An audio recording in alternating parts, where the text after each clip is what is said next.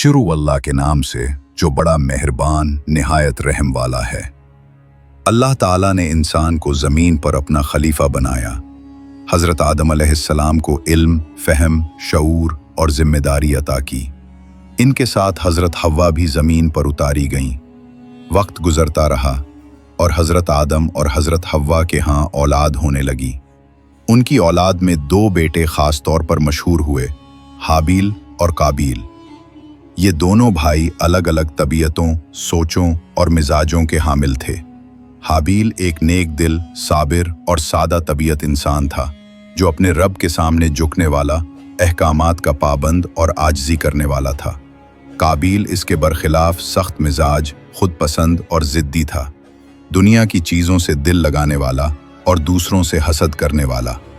एक वक्त ऐसा आया कि अल्लाह ताला ने हज़रत आदम अलैहिस्सलाम को हुक्म दिया कि वो अपने दोनों बेटों से कुर्बानी पेश करवाएं, ताकि उनके दिलों के हाल और नीयतों का इम्तिहान लिया जाए। चुनाचे दोनों भाइयों ने अपनी अपनी कुर्बानी पेश की। हाबील, जो पेशे के लिहाज से चरवाहा था, उसने अपने सबसे उम्दा, फरबा और खूबसूरत जानवर को अल्लाह की राह में पेश किया। वो नीयत में सच्चा, दिल से खालिस और नियतन अल्लाह का कुर्ब चाहने वाला था। दूसरी तरफ काबील, जो काश्तकारी करता था, उसने बज़ाहिर अपनी फसलों में से कुछ अनाज पेश किया, मगर वो नाकिस, कमज़ोर और उसमें खुलूस की कमी थी। अल्लाह ताला ने हाबील की कुर्बानी को कबूल फरमा लिया और काबील की कुर्बानी को रद्द कर दिया। कुरान मजीद में सूरतुल माइदा में इस वाक़े का तज़किरा इन अल्फाज में आया, और इन दोनों के सामने जब कुर्बानी पेश की गई तो एक की कुर्बानी कबूल हुई और दूसरे की ना हुई। इस इनकार ने काबील के दिल में हसद और गुस्से की आग भड़का दी। वो अपने भाई हाबील से जलने लगा और उसके दिल में इस कदर बुग़्ज़ पैदा हुआ कि वो इंतकाम की तरफ माइल हो गया। काबील ने अपने भाई से कहा, मैं तुझे ज़रूर कत्ल करूँगा। हाबील, जो अल्लाह का नेक बंदा था, जवाब में न गुस्से में आया, न सख्ती से बात की, बल्कि उसने नरमी से, खुलूस से और यकीन के साथ कहा, अगर तू मुझे कत्ल करने के लिए अपना हाथ बढ़ाएगा तो मैं अपना हाथ तुझ पर नहीं उठाऊंगा। मैं अल्लाह रब्बुल आलमीन से डरता हूँ। मैं चाहता हूँ कि मेरा और तेरा गुनाह दोनों तेरे ही सर पर हों और तू जहन्नम वालों में से हो जाए। ये अल्फाज हाबील के सब्र, तकवा और अल्लाह पर यकीन की गवाही देते हैं, मगर काबील की हालत कुछ और थी। वो नफ्स की पैरवी कर रहा था। उसके दिल में शैतान ने हसद को इतना भड़का दिया कि उसने फैसला कर लिया कि वो अपने भाई को ख़त्म करेगा। बिलाखिर एक दिन काबील ने मौका तलाश किया और जब हाबील अकेला था तो उस पर हमला कर दिया। उसने उसे कत्ल कर दिया। ये दुनिया का पहला कत्ल था। पहली बार ज़मीन पर एक इंसानी जान हसद, गुस्से और तकब्बुर की आग में ख़त्म की गई। अब काबील को समझ न आई कि वो इस लाश के साथ क्या करे। हाबील का जिस्म ज़मीन पर पड़ा था और काबील बेबस, परेशान और पशेमान सा खड़ा था। उसे मालूम न था कि लाश को कैसे छुपाया जाए, क्या किया जाए। तब अल्लाह ताला ने उसके लिए एक निशान भेजा। एक कौवा नमूदार हुआ। उसने ज़मीन खोदी और एक मुर्दा कौवा ज़मीन में दफन किया, ताकि काबील समझ सके कि इंसान के मुर्दा जिस्म को भी ज़मीन में दफन किया जाना चाहिए। काबील ने उस मंजर को देखा और उसके दिल से अफसोस का इजहार निकला। अफसोस, क्या मैं इस कौवे की तरह भी न बन सका कि अपने भाई की लाश को छुपा देता। ये उसकी पशीमानी का पहला इजहार था, मगर वो गुनाह हो चुका था।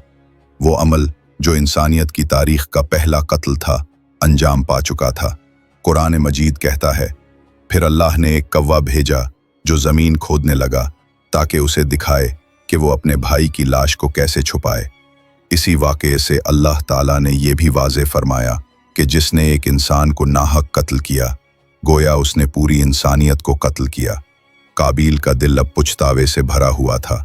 वो जान चुका था कि उसने बहुत बड़ा गुनाह किया है, एक ऐसा अमल जो दुनिया में पहली बार हुआ, मगर उसका बोझ उसी के सर पर आया। मुफस्सिरीन फरमाते हैं कि काबील दुनिया का पहला कातिल था और उसका ये अमल आज भी जारी जुल्म व फसाद के रास्ते की बुनियाद बन गया। अल्लाह ताला ने उसको इबरत का निशान बना दिया।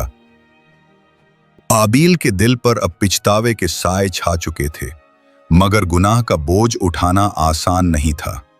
उसने जमीन पर पहली नाहक जान का खून बहाया था और अब वो अपने ज़मीर की अदालत में कैद हो चुका था।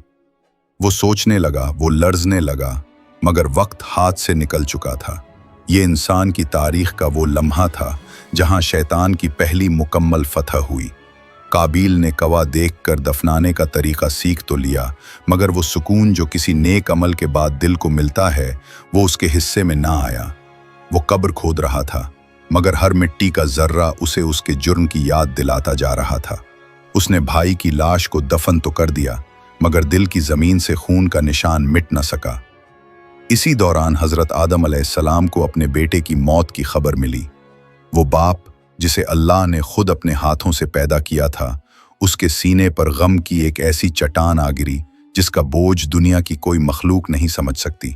हजरत आदम ने अपने रब से फरियाद की, दुआ की और गुमशुदा बेटे के लिए अल्लाह से रहम मांगा।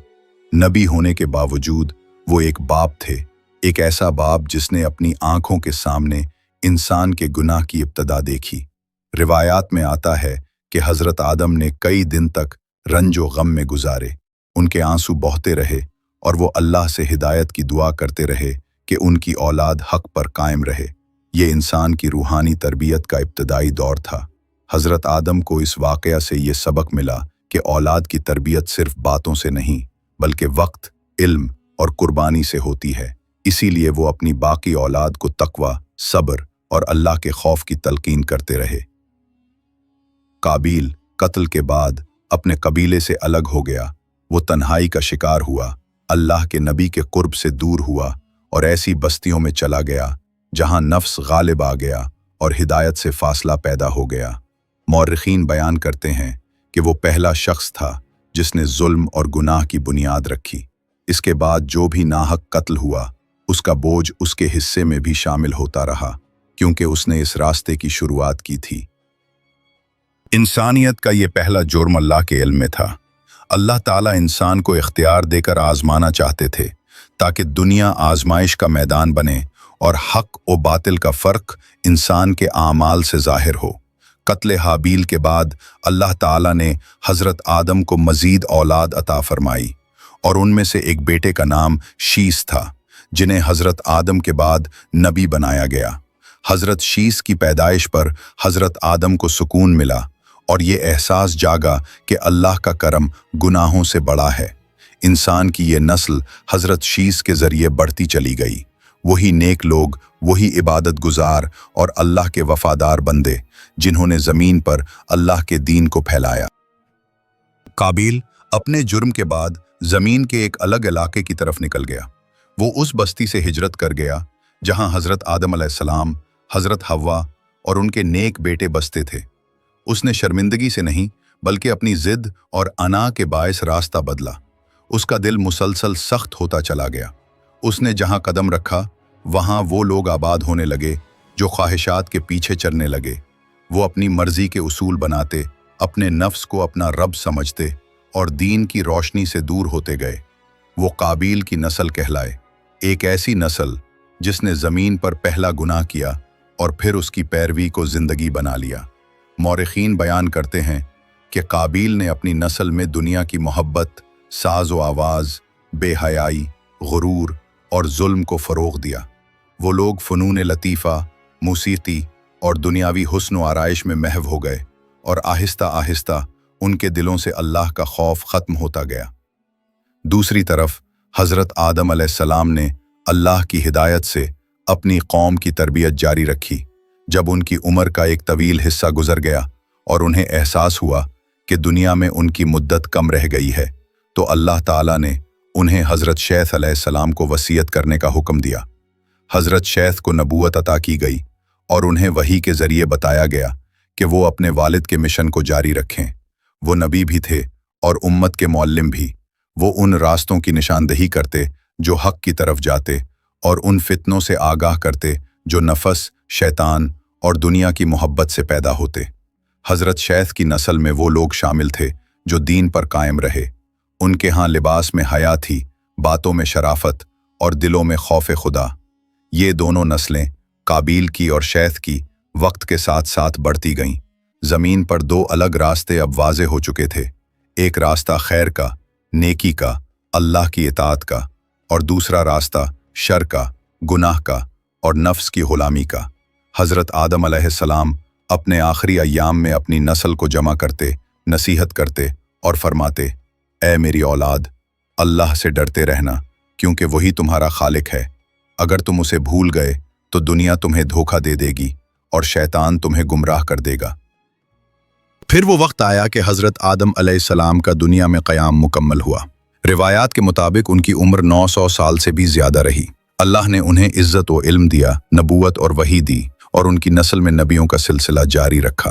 हज़रत आदम अलैहिस्सलाम की वफ़ात पर हज़रत शीस ने उनकी तदफीन की और वो सुन्नत भी कायम की जिस पर आज तक इंसान अमल करते चले आ रहे हैं।